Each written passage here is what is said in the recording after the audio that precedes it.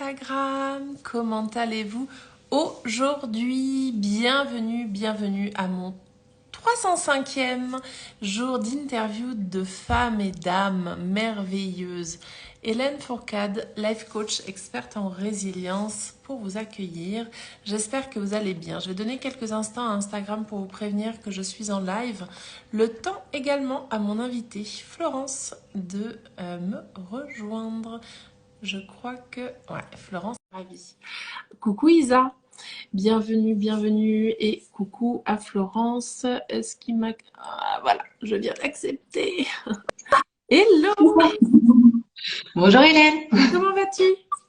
très bien, écoute. En tout cas, merci beaucoup pour ton invitation. Je suis très heureuse d'être là aujourd'hui. Je suis ravie, je t'en prie. Et coucou Ali qui vient de nous rejoindre. Du coup, Florence, on ne se connaît pas encore. Mhm. Ce live, c'est un petit peu pour te présenter, pour apprendre à te connaître. J'ai une question. Est-ce que tu as deux écrans? J'entends un écho. C'est que moi qui t'entends l'écho? Là, j'ai juste mon téléphone en fait. Bon, alors on va faire avec. C'est OK. Du coup, on va passer 20 minutes ensemble. 20 minutes durant lesquelles on va parler de toi, de qui tu es, Oui, qu'est-ce que tu fais et de comment tu en es arrivé là. ok, parfait, avec plaisir. Si t'es OK, ah oui, tu vois, lui aussi, il entend un écho. Bizarre. Tu veux que je me déconnecte et essayer de me reconnecter? Hum, je crois que c'est que quand je parle moi. Ouais.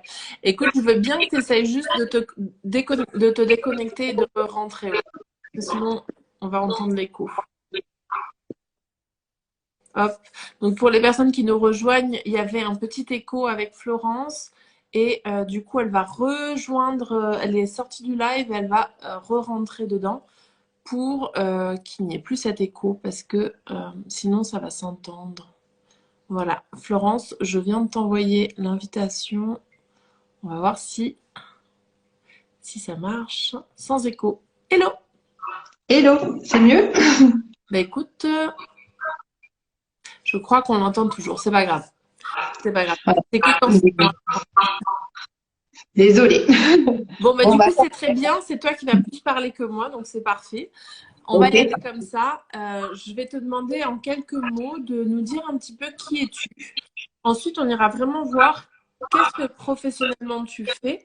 Et ensuite, on ira voir comment tu es arrivé à faire ce métier que tu fais aujourd'hui. Voilà. Ok, parfait. Donc, bah, moi, c'est Florence. Donc, j'ai bientôt 40 ans. En fait, mon anniversaire, c'est la semaine prochaine. Et je suis française. Et je me décrirais vraiment comme multifacette, en fait, dans la mesure où je suis une femme, je suis une amoureuse, je suis une mère, une amie, accompagnante, et aussi maintenant avec cette posture d'entrepreneuse, en fait. Et je suis aussi, déjà, ce qui me caractérise aussi, c'est que je suis atypique, donc je suis hypersensible. Je suis au potentiel et je me découvre de plus en plus dans l'entrepreneuriat en multipotentiel, dans la mesure où j'ai besoin de toucher à plein de choses, sinon je m'ennuie très très vite. Et sinon, qu'est-ce que je fais? En fait, je me définis aujourd'hui plutôt comme coach et mentor, en fait, pour les femmes et les entrepreneuses atypiques. Et dans ce contexte-là, je les aide vraiment à se révéler et à oser être elles-mêmes et à prendre leur place, en fait, dans leur vie professionnelle et dans leur vie personnelle. Et ça, c'est vraiment ma deuxième vie professionnelle. Donc, peut-être que je t'en dirai un peu plus après, si tu, Avec enfin, plaisir, ouais. voilà. C'est génial déjà dans un premier temps comme, définition de qui es-tu, j'adore. Si tu veux, on va aller plus en profondeur. Qu'est-ce que tu fais? Alors, ce que je fais, donc je dis, je suis coach et mentor, mais plus globalement, en fait, je me définis vraiment comme accompagnante, dans la mesure où j'ai vraiment plusieurs postures que je prends avec mes clientes. En fait, je peux être à la fois coach, donc moi, je suis vraiment coach certifié, donc j'utilise vraiment des techniques de coaching, mais je suis aussi mentor dans la mesure où je partage beaucoup en fait mes expériences de vie et les gens en fait que j'accompagne, ils viennent beaucoup aussi pour ça, dans la mesure où je les accompagne surtout sur des sujets que moi-même j'ai dépassés ou dans lesquels je suis vraiment en plein dedans et c'est vraiment en résonance en fait avec mon parcours personnel et professionnel. Et j'ai aussi un côté assez thérapeutique en fait parce que j'utilise aussi des techniques en fait très thérapeutiques. Finalement, il y a des gens qui font la même chose que moi et qui ont cette petite étiquette de thérapeute. Mais moi, j'ai pas vraiment envie de me laisser enfermer là-dedans. Et aussi finalement formatrice parce que je fais des bilans de compétences en fait en France. Donc là, enfin quand on fait des bilans, on est formatrice. Voilà, c'est global, c'est un peu multipotentiel, on va dire. Et ce que je fais, c'est que j'accompagne vraiment les personnes et ces femmes en fait dans leur entièreté en fait de qui elles sont. Donc, on va travailler vraiment sur les différents plans, les différents axes de leur vie, que ça soit leur vie personnelle, professionnelle, les émotions. Je vais les accompagner aussi là-dessus. Et aussi, je travaille beaucoup aussi par le corps, en fait. Donc, j'ai certaines techniques que j'utilise et que moi-même j'ai expérimenté pour moi, en fait, donc et que je partage avec grand plaisir.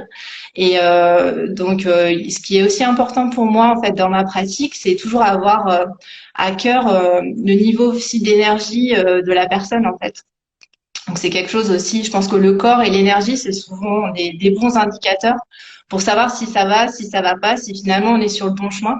Et je les aide aussi dans ce contexte-là à se reconnecter à tout ça, parce que très souvent, en fait, surtout quand on a des environnements assez classiques, c'est des choses qu'on met beaucoup de côté, alors que je pense que c'est vraiment des précieux messagers. Donc voilà, ça c'est pour en globalité. Après, je sais pas si tu veux que je détaille un petit peu peut-être Avec grand plaisir. voilà. Donc mes accompagnements. Donc en fait, moi j'accompagne principalement aujourd'hui en individuel. Maintenant, je suis en train de développer aussi le groupe. Donc en individuel, mes domaines de prédilection, c'est surtout tout ce qui est alignement professionnel en fait. Donc j'ai par exemple un accompagnement qui s'appelle Blossom at Work, donc qui est sur 4 mois. Et c'est un accompagnement dans lequel je vais vraiment aider des femmes justement atypiques qui sont souvent d'ailleurs en situation de mal-être ou de burn-out, à vraiment, quand elles sont dans le flou, quand elles savent pas finalement, elles savent que quelque chose ne va pas, leur corps leur fait comprendre que quelque chose ne va pas, mais elles savent pas en fait quoi changer, comment faire, etc. Et là, on va vraiment aller en profondeur vers qui elles sont et aussi qu'elles puissent dans ce contexte-là pouvoir définir un projet qui leur correspond vraiment, qui leur ressemble en fait.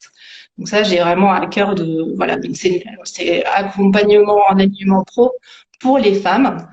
Mais ça peut être, j'ai un autre accompagnement en fait en alignement professionnel aussi pour les entrepreneuses atypiques aussi, qui s'appelle Shine in Your Business.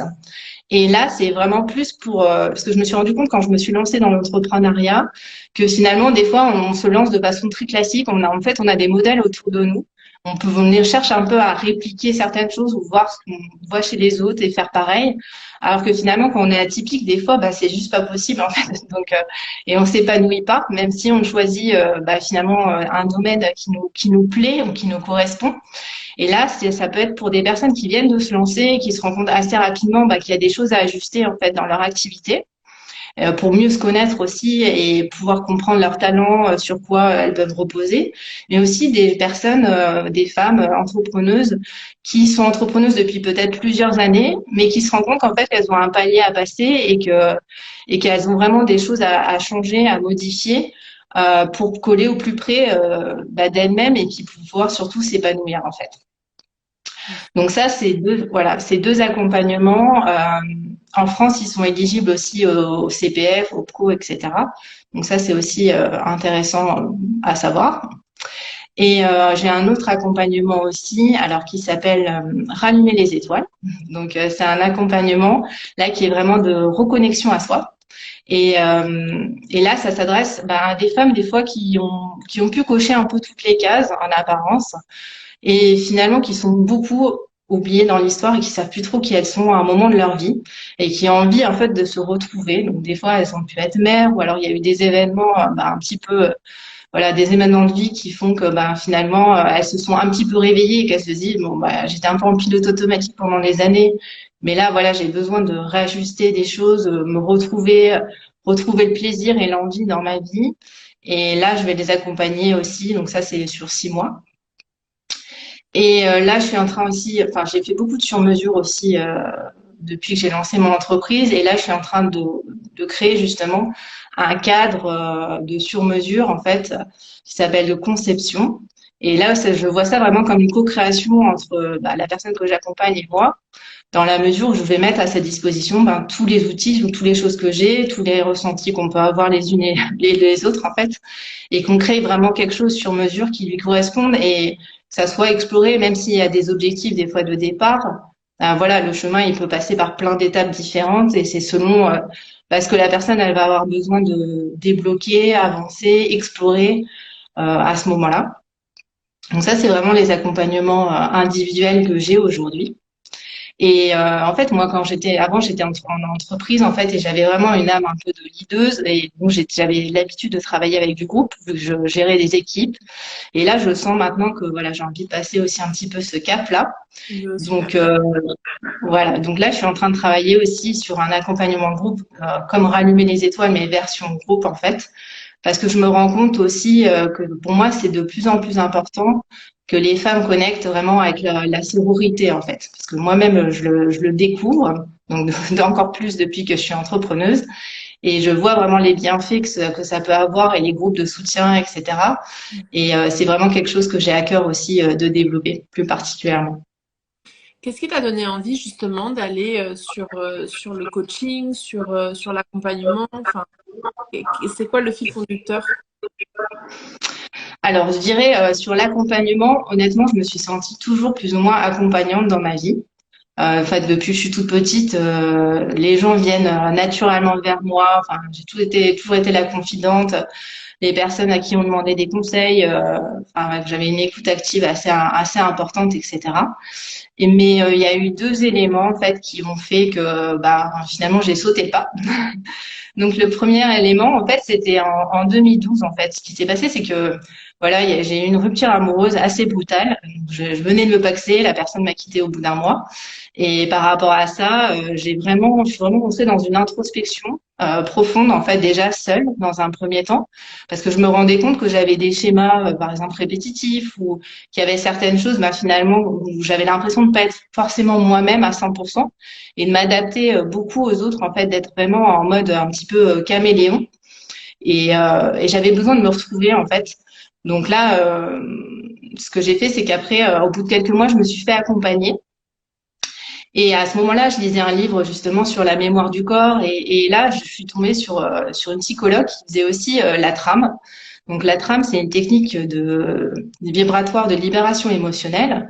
Et en fait, ça m'a tellement convaincue, on va dire, et j'ai eu tellement de bons résultats moi-même que j'ai décidé de m'y former. Donc ça, je m'y suis formée en 2014-2015, alors que j'étais toujours en entreprise à ce moment-là. Mais j'avais déjà compris, en fait, au fond de moi, que rester dans cette entreprise ou dans ce type de cadre, ça serait plus possible, en fait. Donc, je le savais. Maintenant, je savais que j'avais d'autres projets de vie que j'avais envie de mener, comme devenir notamment maman. Donc, du coup, bah, voilà, j'ai mis un petit peu ça de côté, même si, voilà, je m'entraînais toujours. Enfin, je faisais profiter certains collègues, des amis, et j'étais toujours en chemin, on va dire, au niveau développement personnel, à expérimenter pas mal de choses moi-même. Et après, donc après mon congé maternité, je suis revenue en entreprise et là, j'ai encore eu une promotion. Et là, vraiment, enfin, j'avais un poste vraiment très à responsabilité et je travaillais beaucoup trop. Ce qui fait que je suis tombée en burn-out. Bon, après, pour moi, le burn-out, c'est lié à ça, mais c'est lié aussi à plein d'autres choses. Je pense que j'étais juste pas à la bonne place, en conflit de valeurs, etc. Donc, et finalement, au bout de 2 mois d'arrêt, bah, j'avais envie de faire une formation de coaching déjà avant. Honnêtement, j'ai essayé de le faire payer par mon employeur plusieurs fois avec mes différents managers. Ça n'a jamais fonctionné. Et là, je me suis dit, bon, bah, écoute, Florence, fais le dossier d'inscription et lance-toi. Et par rapport à ça, voilà, donc c'est comme ça que j'ai commencé, en fait. J'ai négocié mon départ avec mon entreprise et j'ai fait une formation de coaching pendant 1 an. Je me suis formée aussi l'ornéagramme, la PNL. Et là, j'ai créé en 2021 en fait mon entreprise qui s'appelle Oser être soi. Voilà. Magnifique, magnifique parcours en tout cas, et puis merci de nous partager. C'est toujours Avec hyper plaisir. intéressant de voir comment vous allez d'un point A à un point B. Quel message tu aimerais donner partager aujourd'hui aux personnes qui sont en live avec nous ou celles qui regardent en replay?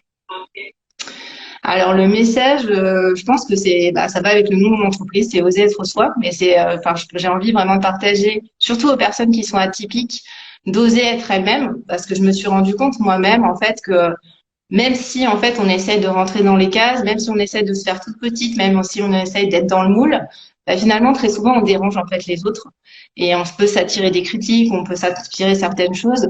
Alors, autant être soi-même, autant être bien avec soi, s'accepter et être dans sa puissance, dans la mesure où de toute façon, quoi qu'on fasse, à un moment, on pourra avoir certaines réflexions, certaines choses.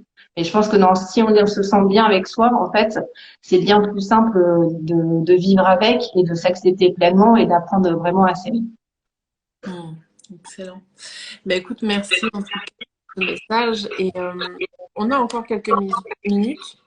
Mhm. Avant de se quitter, j'aime bien vous poser la question suivante, qui est de partage. Est-ce que tu serais OK de nous partager trois personnes, ou trois livres, peu importe, mais trois inspirations que tu as eues justement tout au long de ce cheminement que tu as fait, où Ouais. tu es passée du salariat à l'entrepreneuriat, où tu es devenue accompagnante, coach.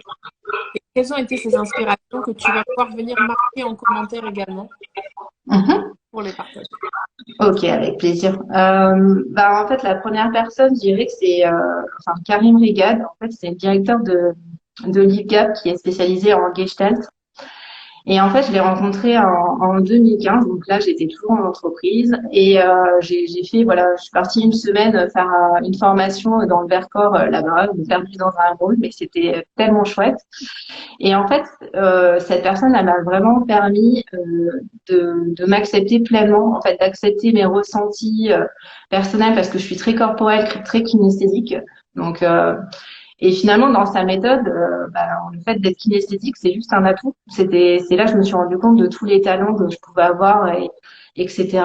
Et alors que c'était pas forcément valorisé dans d'autres types de formations, où là, il fallait être plus visuel, etc. Et là, ça m'a permis vraiment de m'accepter pleinement et de me sentir accueillie en tant que moi, en fait. Donc, voilà. Donc ça, c'est la première personne. Et la deuxième personne, là, quand j'ai commencé l'entrepreneuriat, en fait, j'ai commencé à entreprendre de façon très classique, en fait, parce que j'avais ces modèles de un peu de thérapeutes autour de moi qui étaient à la séance, donc comme ce qui se fait assez classiquement. Et je me suis rendu compte assez vite que bah c'est pas ce cadre-là, moi, j'aimais pas trop et je me sentais pas forcément bien dedans. Et j'ai rencontré du coup sur les réseaux sociaux Audrey Acombe, qui est coach et mentor justement pour les femmes atypiques. Et donc, je me suis fait aussi accompagner par elle. Et ce qu'elle m'a permis, je pense, c'est vraiment de me donner des autorisations, d'être plein de choses à la fois et d'être qui j'avais envie d'être dans l'entrepreneuriat. Parce que c'est vrai que j'avais fait aussi une formation de coaching très classique, en fait, coach certifié RNCP. Et là, je me suis sentie à nouveau un petit peu enfermée dans certaines cases, dans la mesure où fallait pas faire, enfin, fallait être coach, mais on peut pas être coach, en même temps, on peut pas être thérapeute.